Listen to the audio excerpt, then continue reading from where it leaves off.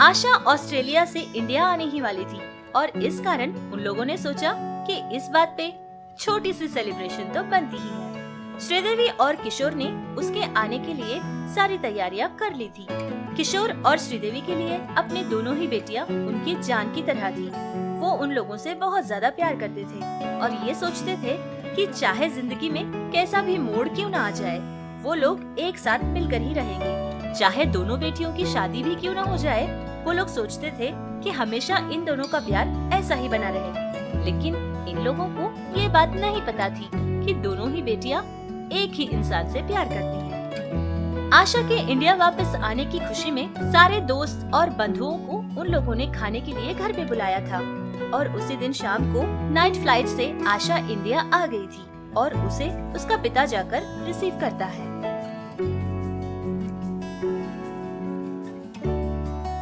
Hi aunty. हाय तेजा, अरे अंदर आ जाओ। आशा तो अभी सो रही है, मैं जाकर उसको उठा देती हूँ, ठीक है?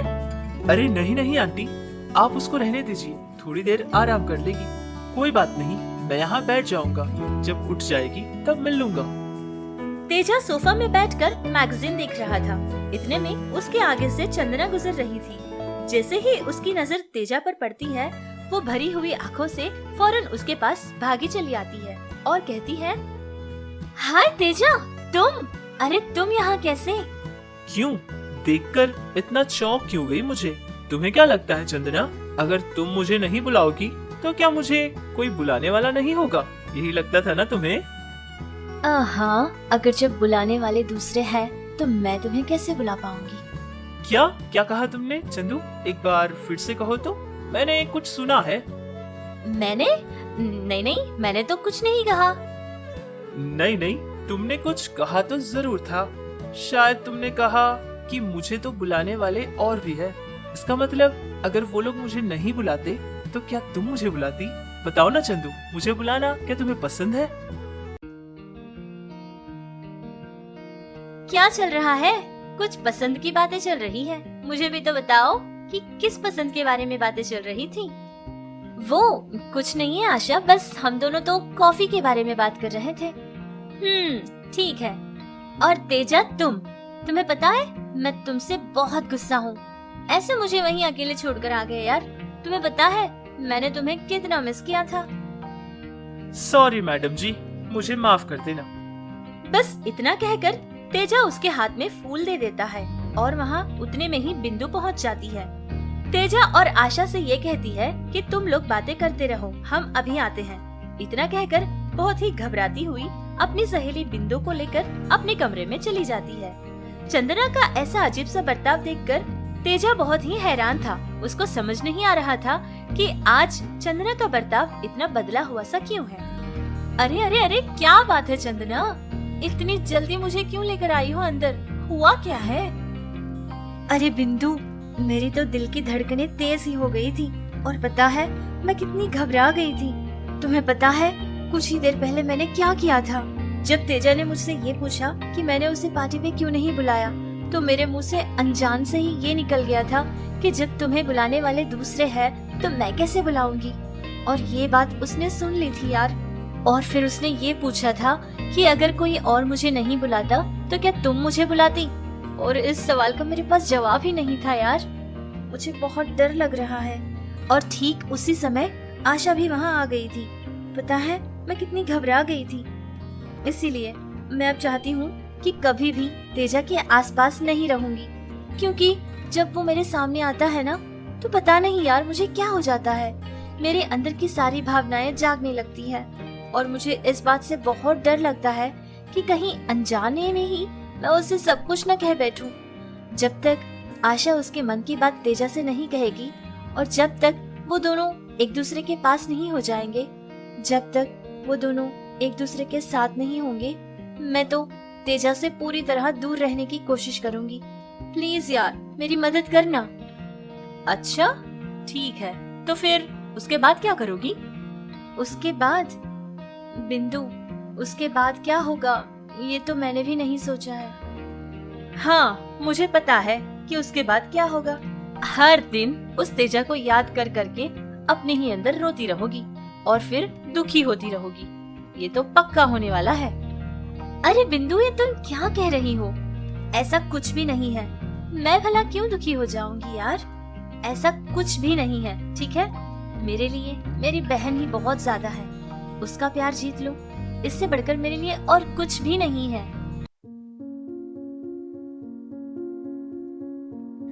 जब आशा बहुत छोटी सी थी तब मुझे लगता था कि आशा का इस दुनिया में मेरे सिवा और कोई नहीं है। लेकिन किशोर का मन देखकर मैं पिघल गई थी, क्योंकि किशोर ने मेरी आशा को इतना प्यार जो दिया था, उसे कभी एक पिता की कमी महसूस होने ही नहीं दी। और तो और चंदना कितनी अच्छी लड़की है, कभी उसको एक बहन की कमी महसूस नहीं होने दी। और वो तो खुद से भी ज्यादा आशा से प्यार करती है। हे भगवान, अब मैं क्या करूं? इतना प्यार लेकर खुश हो जाऊं या फिर मेरी आशा की वजह से बेचारी प्यारी सी चंदना को दुख झेलना पड़ेगा, इस बात से गमगीन हो जाऊं? अब मैं क्या करूं? मुझे कुछ समझ नहीं आ रहा। श्रीदेवी को ये सारी बात पता चल जाती है, लेकिन फिर भी इस बातों में वो ना जाए इसका पूरा ख्याल वो रखती थी। दोनों बहनों के बीच अगर कुछ कह देगी तो उनके बीच और ज्यादा कुछ दरार ना आ जाए, इस बात से वो हमेशा डरती थी। चंदना अपने मन में तेजा के लिए बहुत प्यार भर लिया था और इधर तेजा भी चंदना के बारे में ही हमेशा सोचता रहता था। और इधर दूसरी तरफ आशा भी हमेशा यही सोचती रहती थी कि वो तेजा को अपने प्यार के बारे में कैसे बताए। मन ही मन कोई न कोई नया प्लान बनाती रहती थी, लेकिन कभी कुछ कह नहीं पाती थी। और उसकी दोस्त बिंदु हमेशा चंदना और तेजा को मिलाने के बारे में ही सोचा करती थी। इस तरह शाम हो जाती है। सारे लोग मिलकर लॉन में बैठकर खाना खा रहे थे। सभी खाना खा रहे थे कि अचानक से तेजा को मिर्ची लग जाती है। तीखे की वजह से उसको खांसी आने लगी। ये देखकर चंदना भागती हुई उसके लिए पानी लेकर आती है। वो आ ही रही थी कि उसके यहाँ आशा पहुँच जाती है और उसके हाथ से पानी का बोतल ले लेती है। ये पानी तेजा को मैं दे दूंगी दीदी, कोई बात नहीं, तुम ना कोई और काम है तो देख लेना। फिर तेजा भी पानी लेकर पी लेता है। बिंदु और श्रीदेवी एक तरफ बैठकर ये सब कुछ देख रहे थे। एक तरफ मन में बहुत दुख था, लेकिन फिर भी उनका दुख किसी को नहीं दिखता था। और इधर चंदना भी अपना सारा दुख दिल में दबाई बैठी थी और मुस्कुराती हुई सारे लोगों के साथ हंस खुलकर बात करने लगी। आशा तेजा के पास ही बैठी थी और बहुत सारे बातें कर रही थी। तेजा भी आशा से बातें तो कर रहा था, लेकिन तेजा का पूरा ध्यान सिर्फ चंदना की तरफ ही रहा करता था। उसकी नजरें चंदना को ही देख रही थी। उस दिन शाम तक वो लोग ऐसे ही बातें करते रहे। सारे मेहमान अपने अपने घर चले गए थे। बहुत रात हो चुकी थी, लेकिन आशा तब भी बैठकर तेजा से बातें कर ही रही थी। अरे यार आशा, वैसे बहुत रात हो चुकी है, अभी मुझे चलना होगा, ठीक है?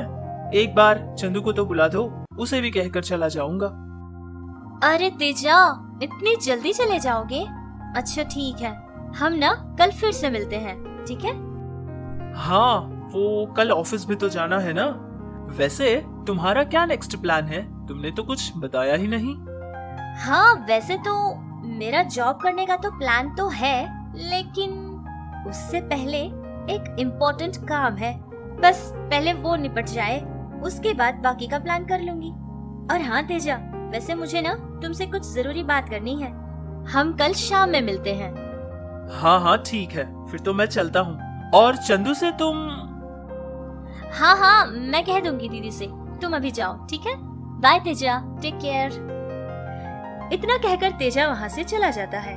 फिर आशा चंदना के पास जाती है और कहती है कि कल वो उसको प्रपोज करने वाली है। और तेजा को प्रपोज करने में आशा ने कहा था कि चंदना उसकी सहायता करे। चंदना ने ये कहा था कि उसको ऐसी सारी बातों में बिल्कुल कोई आइडिया नहीं है, लेकिन इतना सब कहने के बाद भी आशा उसकी बात से बिल्कुल सहमत नहीं होती है और उससे बार बार यही कहती है कि तेजा को प्रपोज करने में चंदना उसकी सहायता करे। अब चंदना को समझ नहीं आया था कि वो उसकी बहन की सहायता कैसे करे। इधर बिंदु ने सोचा था कि अगर आशा तेजा को किसी पार्क में बुलाएगी तो वो वहाँ का डेकोरेशन की जिम्मेदारी ले लेगी और इस बहाने से उन दोनों के बीच में कोई न कोई दरार पैदा करेगी। फिर ये बात वो आशा से कह देती है कि वो सारे पार्क की डेकोरेशन की जिम्मेदारी खुद लेती है। आशा ने भी इस बात के लिए हाँ कह दी थी। सारी तैयारियां बिंदु ने शुरू कर दी थी और इधर आशा ने भी तेजा से कहा था कि वो कल उसे पार्क में मिलने वाली है। मुझे पता है तेजा कि तुम मुझे बहुत पसंद करते हो, लेकिन पता नहीं क्यों इस बात को कहने के लिए तुम भी डरते हो। अब मैं तुम्हारे लिए और इंतजार नहीं कर सकती यार। अब मुझे ही कुछ कहना होगा और करना भी। अब कहाँ हो और कितनी देर इंतजार करवाओगे? बस जल्दी से आ जाओ तेजा, मैं तुम्हारे लिए इंतजार कर रही हूँ। तो चलिए देखते हैं कि तेजा पार्क तक जाएगा। क्या आशा उसको अपने मन की बात बता पाएगी? क्या इस बात के लिए तेजा भी हाँ करेगा? और इनकी कहानी क्या उनके शादी से समाप्त होगी?